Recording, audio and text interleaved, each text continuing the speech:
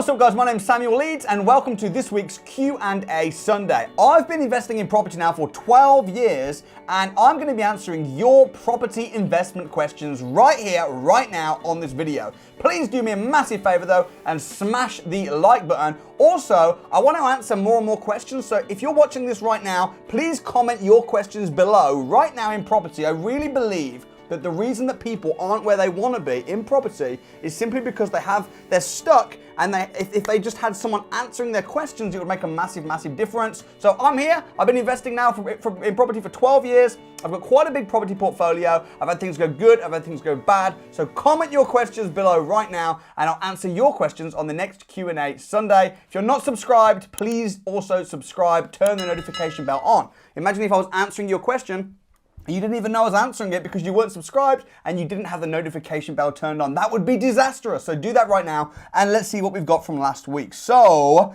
Ollie Rose says, "Hi Samuel, I'm currently 18 and working a part-time job. Was wondering what different places you recommend I ask for work experience to build up my property knowledge." Great question, Ollie, and respect for being on the channel. So if you're looking to do work experience, I mean, the first thing I want to say is I like the way you're thinking, because most people think in terms of trading their time for money. So most people are thinking, I just want to get paid. Robert Kiyosaki says that rich people don't work for money. And I think working for free to gain knowledge is a very smart thing to do. So firstly, you're on the right tracks. In terms of how to get somewhere for work experience, I wouldn't necessarily go and approach large companies like estate agents and say, hey, can I work for you for free? I'd be more inclined to go to a property networking event or go on the Facebook groups and find people, individuals that are investing. Maybe they haven't got a big company or lots of staff. Find individuals and say, hey, listen, I've got a bit of time on my hands. Can I come and be your right arm and be your assistant for a few months? I think you're going to learn a lot more because you're going to be talking direct to the developer, direct to the investor. And I think that rather than, licking stamps and posting letters, you're actually going to be out on the road. That's what I would do. So, and maybe not just work for one. When I started out and I was 17, I was renting out people's rooms for free. So I was just like lots of different investors. So it wasn't like we're getting work experience. It wasn't official, it was kind of off the record. So just find people that are in the business, find people that are doing okay, and volunteer your time for free. Hope that helps. Good job and good luck. Sam Hawkins, hope you're well, Sam. He says, "Hi Samuel, when negotiating a lease option agreement, as I understand, anything that is negotiated has to be put in a heads of terms. My question is, when and where would you get this done, and would the heads of terms template have to be written up by a solicitor? Thanks again." So, Sam, no, the heads of terms would not have to be written by a solicitor. Heads of terms can be written by yourself. The heads of terms is very simply the agreement that you send to the solicitor, and then the solicitor turns it in to an actual legally binding contract. The heads of terms can be used as a bit of a pre-contract. Usually when a vendor is selling their house and they sign the heads of terms, in their mind they've signed it, so it's like contractual, but in actual fact it is not legally binding until the solicitors have then turned it into an actual legally binding contract. But no, you can write it up yourself. And you can do it just literally on Word document in 20 minutes, and that can be your memorandum of understanding, your heads of terms. Hope that helps. Thank you for the question. What else do we have? Nathalie Naylor. Really appreciate the info, Samuel. Is rent to rent a non-passive strategy? Would you recommend a management company to turn it passive? Is rent to rent only possible in a city you live in nearby so you can do tenant viewings, etc.? So, Nathalie, what I would probably say to you, rent to rent, generally speaking, is not something that's going to give you passive income. Now, it's going to give you recurring income. So you can quit your job and you can get a couple rent to rents and it's going to give you a recurring income. And for sure, I mean, you can make anything passive. You can make deal sourcing passive by recruiting staff to run the business for you. But rent to rent is a business, and it's got some massive pros to it because you're going to be able to get recurring income. You're going to be able to get pretty good income, low entry, doesn't cost a lot to get started. But I wouldn't get into passive income. Like sometimes people advertise a passive income property. They'll be like, hey, you can buy this rent to rent deal off me. Pay me $3,000 and it's currently generating $1,000 a month. It's not. It's like buying a business. You're going to have to work the business. So Can you make it passive income? Yes, but if you're just getting started, I wouldn't. I would, if you want passive income, make money off of rent to rents, use that money to put into a pot to then invest in property yourself. That would be my advice, generally speaking. And that's me being a little bit of a pessimist. And I am an advocate for rent to rent. I am an advocate for deal sourcing. I am an advocate for active income. As long as you're making money over here, active income, and then you're investing money over here, passive income. So if you're doing that, you're going to get wealthy. If you're doing active, active, passive, active, active, passive, that's how people get wealthy. That's what I do, and that's what most successful business property entrepreneurs do. Hope that helps. By the way, guys, if you enjoyed the video, please do me a massive favor. Smash the like button. I'd really appreciate that. And don't forget as well, if one question leads to another question, comment your questions below. I'll be answering more next week. All right, Matteo24 Russia says, great advice as always. I have a question. I don't have enough money to put a deposit down on a house, and I'm finding it hard to raise finance. Would you advise me to save up, wait and use my own money, or try something else? Thanks. Thanks so much, Matteo. So listen, if you haven't got that much money, you say you're struggling to raise finance, what are you trying to raise finance for? The number one skill is to get good deals. If you get good at finding deals, usually the money will start to then come. So you say you're struggling to raise finance. If I picked up the phone right now, Matteo, I'd love to do this. If I knew your number, I'd just pick up the phone right now. If I picked up the phone right now and called you up and said, I got 50 grand, you know, what's the plan? I have a feeling that you probably wouldn't be able to say to me, awesome, Samuel, you got 50 grand, here's my opportunity, here's my deal, I got it lined up, and you probably wouldn't be able to pitch me. You probably couldn't close me. So number one, you've got to be able to close.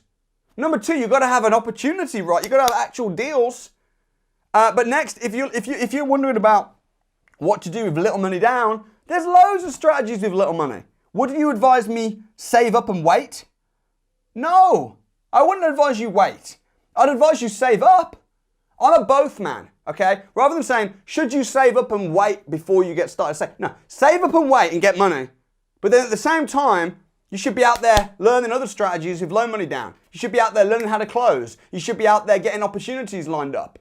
So deal packaging, rent to rent, raising finance to put into your own BRR deals, alongside saving up your own money. I think you just got to be more everything. Just go for it. I wish I knew your number. I'd pick up the phone right now. Okay, next, Josh Ayres. Hello there, Samuel. Just wanted to say a big thank you for everything you've taught me so far in my property career. You're so welcome. I've just turned 20. However, bought my first property at the age of 19. Respect. That's a massive achievement. I plan to expand my property portfolio as much as I can throughout my 20s. Couple questions when it comes to purchasing my next house. Do you think it's better to get a fixed rate mortgage or a variable mortgage at this time? That's his first question, but there's more. He's being greedy for a Q&A Sunday. Greedy on a Q&A Sunday. Good for you. I like that. Fixed rate mortgage or variable fixed rate? Interest rates right now are as low as they've been in hundreds of years. It was 1600s when they were as low as they are right now. So are they going to get any lower? I doubt it. Are they going to go up in time? Probably. Are they going to go sky high real soon? I don't think so. I'd be fixing my interest rates for as long as I possibly could. Not doing variable. Why do variable? When you can fix them. You can fix interest rates for years. Is a mortgage advisor the best option when it comes to finding the best mortgage deal from the bank, or do you try and find the best loan yourself? Don't try and find the best loan yourself. Always use a broker, because an independent mortgage broker has access to all of the lenders, all of the banks. So I would ask a broker to find you a mortgage rather than looking yourself. Definitely don't walk into your bank. People always say to me, I can't get a mortgage. I'm like, who have you spoke to? I spoke to Santander Bank. I'm like, well, that's stupid. Don't go and speak to Santander Bank. You got to, because they might say no, but there's hundreds of lenders.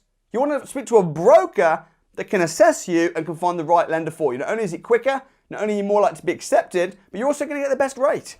All right, last question from this dude says, do you think it's better to buy a house whilst there's no stamp duty, or shall I wait for the crash that will come after March 2021? Thanks again, appreciate it. Listen, I wouldn't buy a house just to save stamp duty. I don't think that's smart. It's like letting the tail wag the dog. You don't worry about saving stamp duty. You worry about making money. Don't try and save money, try and make money.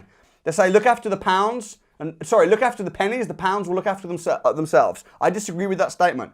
I think look after the pennies too closely, you keep watching pennies and you lose the million. You know, I'm going to try and save stamp duty. I'm going to buy a house really quick. During the manufactured mini boom. Right now we're in a manufactured mini boom because of what's going on with furlough, with stamp duty holiday, with bounce back loans. And I predicted this would happen. You go back, you watch my prediction video from a few months ago. Before any of this stuff happened, I said, what's going to happen is Boris Johnson's going to make a manufactured, he's going to try and make the economy better. And then what happened? Suddenly it's a case of like, oh, you know, half price off your food and stamp duty holiday, trying to boost the economy. I predicted that would happen. So for you to be a rushing idiot, to be like, I'm going to rush because I want to get the most of the half price food. No. I want to make the most of the stamp duty holiday. No. Just buy what makes sense for you at the right time. Also, should you wait for the crash that will come after March 2021? I don't know how you can be so specific. Geez, man, even the experts like, should I wait for the crash that will come after March 21? All right, I do think there's going to be a crash. I do think there's going to be a dip. I think there's a manufactured boom right now. Then there's going to be a dip. But then what's going to happen down the line? There'll be a boom again. Property prices go like this: up, down, up, down, up, down, up, down. That's what happens. You need to buy for cash flow. You don't wait till the perfect time. You don't, oh, should I buy now? Should I wait? Oh, wait a bit. And oh, actually, I'm not sure. Then you'll be dead.